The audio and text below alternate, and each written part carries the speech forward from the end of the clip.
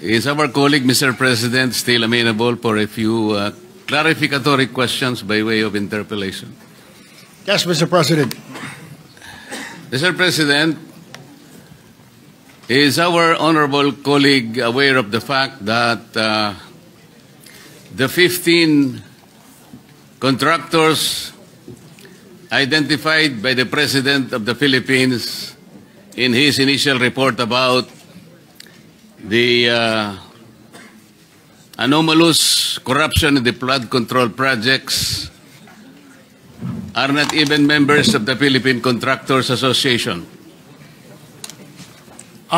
Mr. President, yung si Attorney Ernie Bagao na mention po na may-ari ng EGB Construction ay isa po doon sa top 15 na ayon po sa listahan ng Pangulo ay nakakuha po ng 7.7 billion pesos. Siya po ay board member ng PICAB, Mr. President.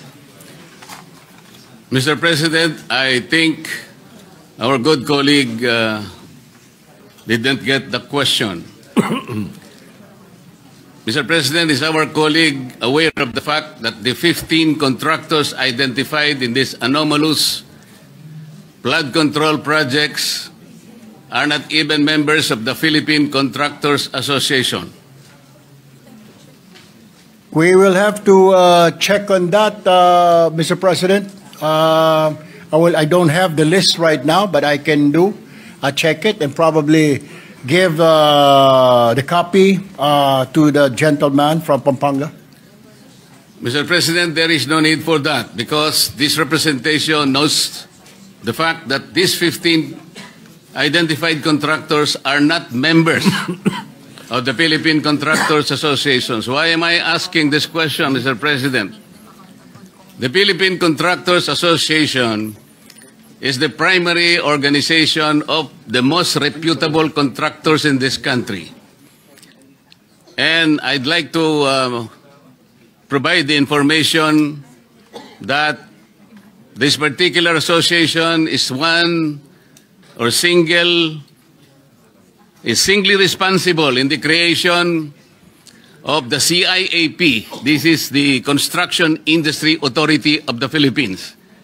Before that, Mr. President, the construction is not considered as an industry. It is only a sector. At that time, there was a debate, a national debate, that it is contributory to the gross domestic product of our country. It being a sector, it was not recognized as an industry. But because of the Philippine Contractors Association, it espoused a national consciousness that it is a major industry, one that is constructing the very foundation of our infrastructure. It is the one responsible to our skyline. Kaya ko po sinasabi ito, Mr. President, kailangan marinig din po sila. Hindi naman po kung halimbawa nakakita tayo ng ilang kamatis na bulok na nandun po sa isang tiklis, ay masisiraan na po yung buong figura ng construction industry in this country. Napakarami po ng reputable. Ito po kaya ko po sinasabi, baka po sa pagbanat natin doon sa 15 lang, kung tutuusin ay nasasadlak pa sila sa isang investigasyon na ongoing ngayon sa Blue Ribbon Committee. Sana itingnan natin po yung mga matitibay na haligi ng construction industry na sila po yung nagtayo, sila ang nanguna kung bakit nagkaroon po ng CIAP, ng Philippine Contractors Accreditation Board sa ilalim po ng Department of Trade and Industry. Kaya ko po sinasabi ito, Mr. President, bago pa po ako naging congressman. Ako po ay nagtrabaho sa isang federasyon ng mga contractors. Ang Philippine Contractors po ay isang matibay na haligi at kasama po sa tinatawag na International Federation of Asian and Western Pacific Contractors Association. Ang ibig po sabihin niyan, tayo po'y bahagi ng isang regional, even a global conglomerate of contractors. Sana po ay matingnan din natin yung paraan kung paano